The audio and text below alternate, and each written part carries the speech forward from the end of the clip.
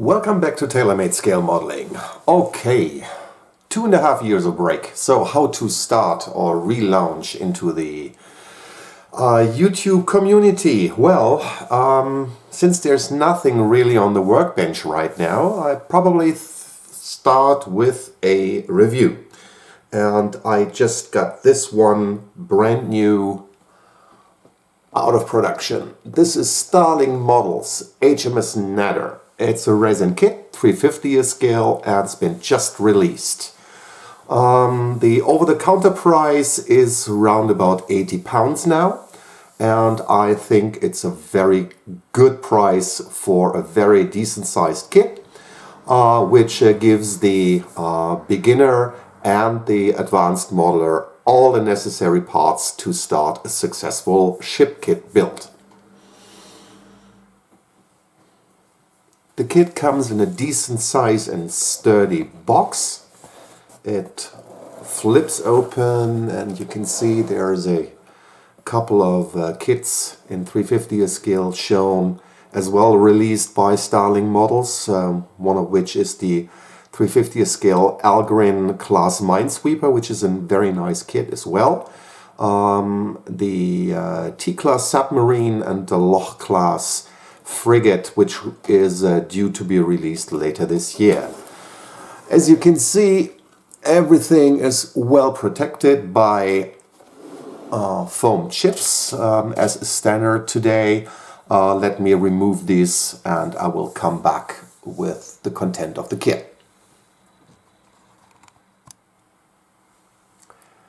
Having removed all the chips, you can see there's more protection for the kit's parts inside. All the individual resin parts are in this box. Here's the hull, wrapped in bubble foil. And at the bottom of the box, you'll find a photo-etched sheet, very nice and delicate. And the construction booklet.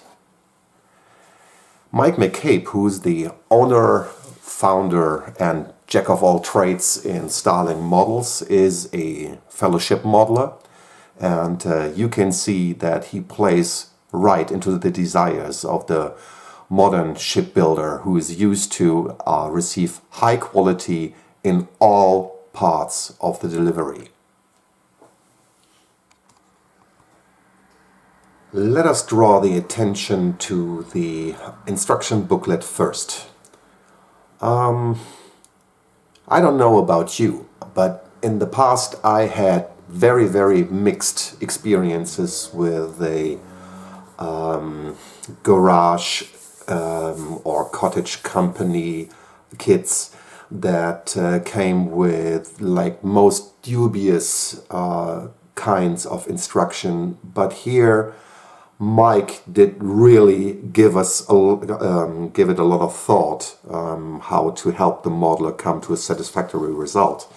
And you can see the design of the kit is actually all digital. You can see all the parts count and numbering here very clearly for each individual part. There is a nice overview of the photo-etched thread. There is a decal sheet as well, and you can see turned brass additions, mostly gunnery as well. And you can see a color code that transforms into the build-up of the kit all the way. Everything very nice and very clear, and you would be hard-pressed actually to not understand what he's showing. Of course, the kit will require some experience, but I think even the lesser experienced modeler will have a lot of fun building it because the parts count is not actually that excessive, and the construction of the individual parts is not very difficult. You can see Mike gives us a lot of help really with the with the overall view of the ship as well as a very nice painting scheme. Of course, this instruction booklet is not huge, but it really serves the purpose, and it gives great credit to Mike and his dedication to his own products. Let's take a closer look at the Photo-etched set. Here you can see what frightens most of the modeler in a kit like that. The parts are very delicate. The parts numbering is very clear. Everything is clearly identified. You'll excuse I'll not be taking it from the protective plastic bag around it, because I'll probably not get into building the kit right away, and I want to rebox it and have everything properly protected. But as well, here you can see that Mike is a shipbuilder from his own origin, and the parts are very delicate, and some care should be administered when working with these. However, these are not overly complicated, in my opinion. I've seen far worse in some of the parts that are coming with other kits, and well, in quality, this is going along with the best of them, no doubt about it. And there are more expensive kits in the market which come with photo-etched threads that are complete and utter shite, in my opinion. This is really nice, and this is giving me a lot of fun even looking at it. Of course, let's see after all this time how I will be able to deal with something like this. This is as close as I can get you into the detail of this thread. You can see the letters here with the folding steps, which is always a nice feature. The bottoms of the life rafts here, perforated. Super fine railings. You can see the perfect curvature here for the bow section. Very nicely done. And more pieces and goodies all the way for your enjoyment.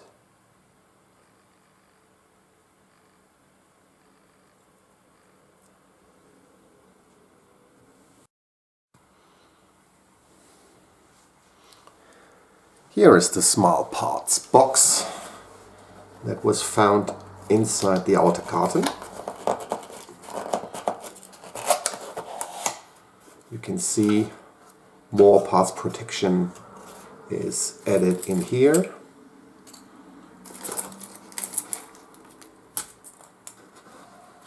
There's a bag of parts with the runners on and everything. Then there is a, very obviously produced by Master Models Poland, a set of very delicate brass parts, mast, yard arm, obviously some pom-pom barrels back here, main and secondary artillery. Then there is a decal sheet in a separate bag as well. Let me try to get you closer to this particular piece. Just a minute. There you go. I hope you can see the fine detail, especially on the pom-pom barrels right here, with complete with muzzle and everything. Very nicely done, very well executed. Beautifully tapered mast and yard arm. Sorry for shifting out of the picture for a moment there. This is really, really inviting. Here's the decal sheet for the hull numbers. Unfortunately, I don't seem to find... Oh well, there's 2 sheets inside. Let me take them out.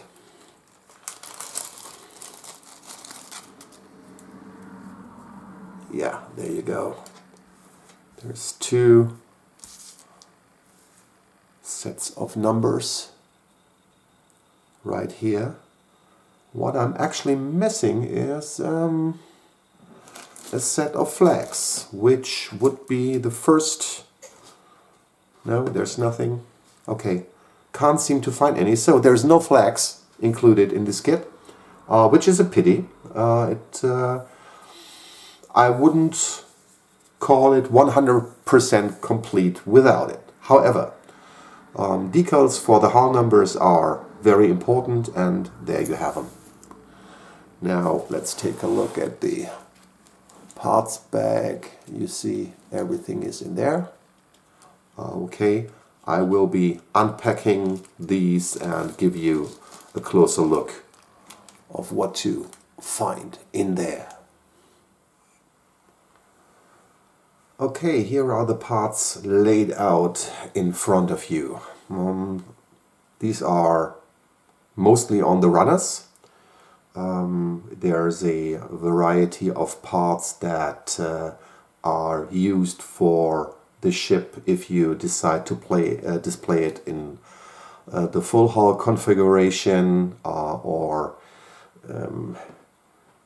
as a desk model. For example, there are the propeller shafts here and the propellers, which I will probably not be using, as most of my ships tend to go into a seascape. However, I will take you closer to give you a look at what you really have inside of here, because from up here this is just half as impressive as it is close up. Just bear with me for another second. Okay, here are the smaller bits. The lighting is a little bit tricky, but I hope you get a good impression of what you get. Be reminded, this is a resin kit. This is not plastic injection mold. So these parts are very, very fragile and very, very thin in the layers. So gotta be careful and very observant of what you do, because things happen. Unfortunately, while unpacking, I knocked off a couple of parts from their runners. Look at the winch right here, very beautifully detailed. Lots of these parts will be complemented with a photo etch. For example, here, these are the depth charges for the stern. There will be a cage over it, a rack over it. As well, very nice and beautifully detailed K-guns.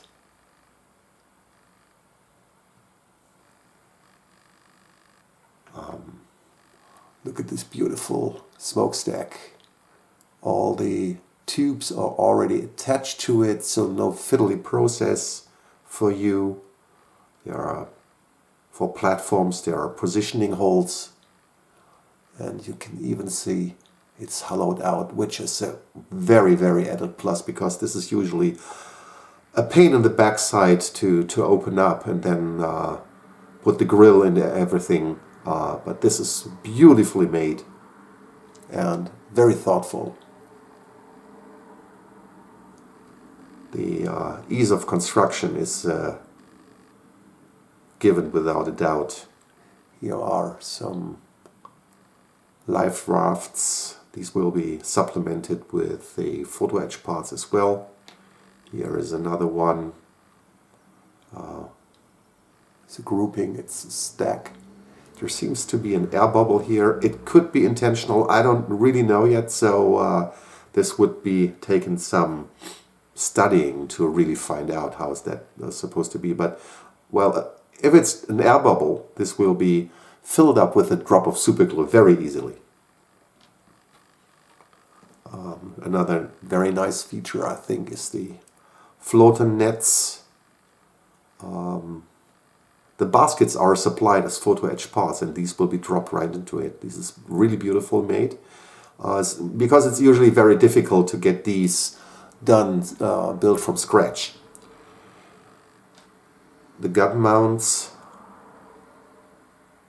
which will accept a barrel. There's a positioning hole for the barrel right here. Very nice. Very small and detailed and incredibly fine. It's the radar lantern. This is probably the best I've seen so far.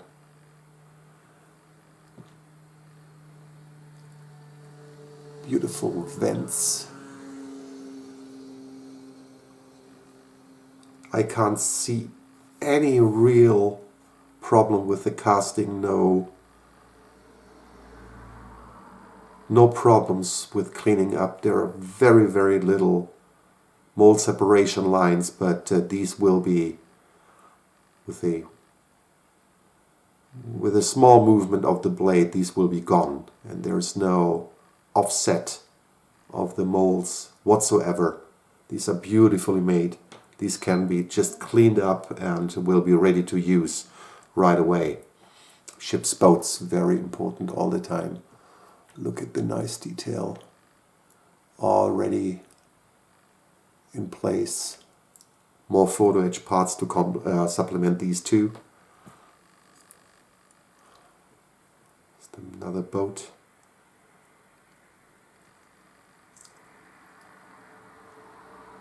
Beautiful detail.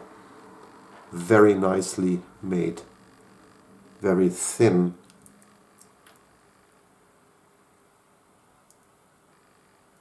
Oh, this is almost translucent. Very nice. Very beautiful. I'm really impressed with this. There's the hedgehog projector right here. There's a gun mount and more mounts probably for 20mm or pom-pom. I don't really know yet because I haven't taken a closer look at the equipment and the history of the ship as well. Just as much, these were built from 1941 to 1943 as convoy escorts. 151 were built and were used in the Royal Navy, Royal Canadian Navy and Royal Australian Navy. Post-war, a lot of them went into services for other countries like Argentine, Chile, the Dominican Republic Navy, and many more. One went actually into service as a private yacht for Mr. Onassis. You probably heard that name before. Can you see this, the hatch detail on this one? Absolutely nice. Okay, bigger parts of the ship. So here's the, it's a little bit, should give it some shade so you can see the detail better. See all the nice detail. There's this, here you see there should be a small air vent. I knocked that off. You can see the other one over there. There should be another one right here, but I knocked it off and it's lying right here on the table. Well, that's me. That's clumsy me. You can see all this, the detail added. Yeah, some shade will help to give it more contrast. And you can see this is hollow cast, so this will line up with some stub on the deck of the ship. I'm quite certain about it. You can see more placement lines in there. I wonder if there's something missing in this kit. Well, I'll find out. It seems that some type of housing should be going right here, and it doesn't seem to be in the kit. But even if so, I have no doubt that Mike will send this in about no time, even if it's missing from my copy. Beautiful support struts everywhere. I really like that. Okay, and there's one piece which is the main bridge, which is very, very impressive.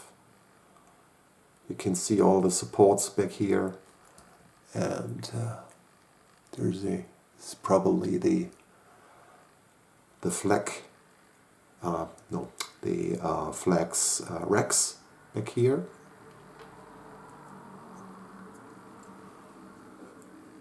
No, actually, okay. You see, this is shouldn't say anything if you don't have a real idea of what you're talking about, eh? Look at that. This will be going right here. So, okay, there you go. Very good. This will be very easy to place, absolutely. Beautiful. On this bridge, can you see all the detail? The Pelarus, the compass platform, the speaker equipment here, the wind devices, wind baffles I think they're called, placement for anti-aircraft guns right there, and this is all cast in one piece. This is quite amazing. Look at that. Beautiful, beautiful work. There's say navigation lights back here, something that is frequently overlooked in most kits. Beautiful, beautiful, beautiful work. Absolutely. Mike really needs to be commended on this one. Okay, so finally we have to take a look at the biggest part, which is the hull of the ship. Let me wrap up the whole small part so nothing gets lost, and I'll be back with you in a minute.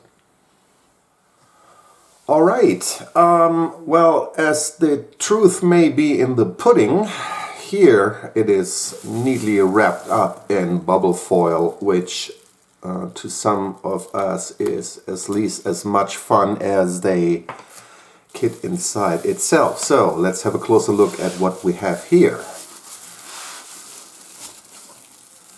Okay, and here is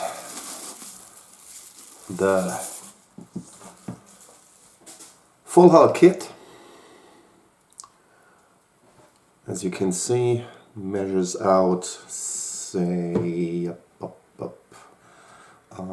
roughly 26 centimeters. Some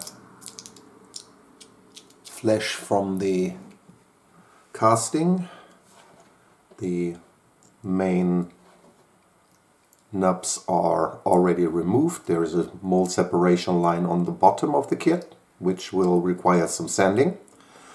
And while we're at this, of course, please remember that resin dust is causing cancer. So be very careful when you do this. Wear a mask. Protect yourself. Okay, let me take you closer to this, and I'll be back in a second.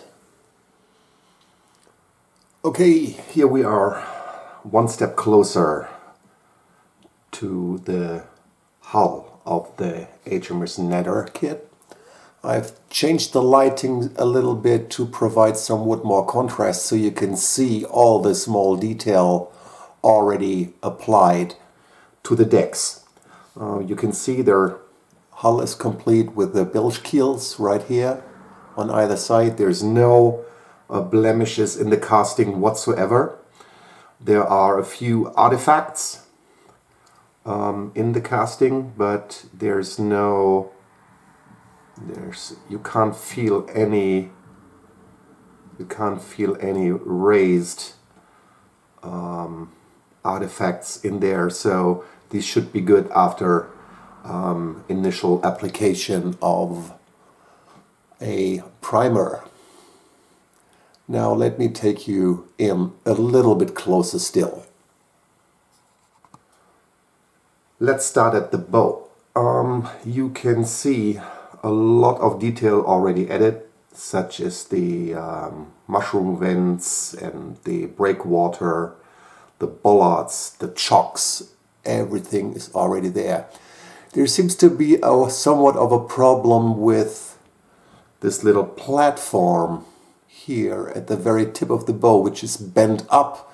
This should be extending across the bow line here. I will not try to straighten this now. I will heat this up by dunking the tip of the hull into hot water and let it rest for a while before I try to bend it, because in this state it will very likely break off and give me a bad day, and I don't want that, so bear with me. That will be a problem that can be solved. Yeah, as said, there are mushroom vents and bollards and everything attached. You can see the smaller artifacts here in the casting, but there's no tangible problem there, so it should be good after application of first primer. You can see where the main structure of the deck house will be added. This will probably fit very nicely into the crevice that is given on the part. You can see ammunition boxes and so on already added. Some smaller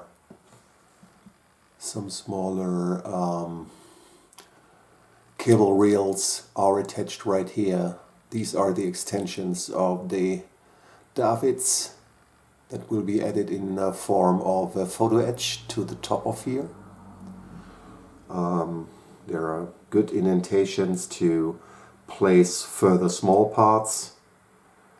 There's more structures right here. I don't know if this shows, but the bulkhead are paper thin with support struts and all. And if I turn this around, I hope this will show. Support struts are underneath the platform as well. Obviously, there are some openings here probably to be closed or post in open position for watertight doors. More mushroom vents, bollards and stuff. Back here, oops, sorry, getting too close for the lens. This is very, very impressive casting. There are no air bubbles whatsoever. And going to the bottom of it, you can see the main casting stubs already removed. There's a little bit of flash here. Positioning stubs for the propeller shafts. There's a bit of dirt back here that needs to be removed. If you want to display this as a full hull desktop model, some artifacts back there, but no air bubbles. Okay, this will need thorough cleaning up. Certainly, there are multiple ways to do that. You can use braking fluid, you can use baking soda. I like to use oven cleaner, which helps to remove all the little pieces of dirt that comes from the mold separation agent that is used. And I have the idea that some of it is talcum powder and some of it may a liquid mold separation agent, because I don't know if it shows, but here there's some white residue that is very likely talcum powder.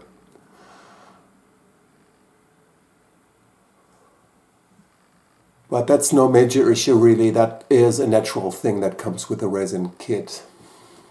Now I'll have a look at the beautiful shear of the stern back here and at the bow. Very impressive, very nicely made. Okay, well, what can I say? I am quite impressed with this kit, really, and it shouldn't be very difficult to build. And the parts count is pretty low, and if you have just a little experience with the Photo-etched, then this kit should be no problem to build whatsoever. And it's a good size. It's pretty heavy. It's given me a very, very good feeling all over, and it confirms my theory from the beginning that this kit is a very good investment. And this is for resin casting and for resin cottage company production. This is state of the art. Absolutely, no doubt whatsoever. I should wholly recommend this kit to anyone who's interested in doing a resin kit and starting ship modeling. So if you're tired of your tanks and aeroplanes, then this is probably something you should really consider. As well, you can be sure that Mike will give you the best of service possible, and he's quick to reply. He's a great guy, and he'll definitely support you in whatever way he can. So, with taking a look at all these super nice details back here, I'm saying thank you very much for tuning in. Thanks for watching, and see you soon here at TaylorMade Scale Modeling. Bye bye.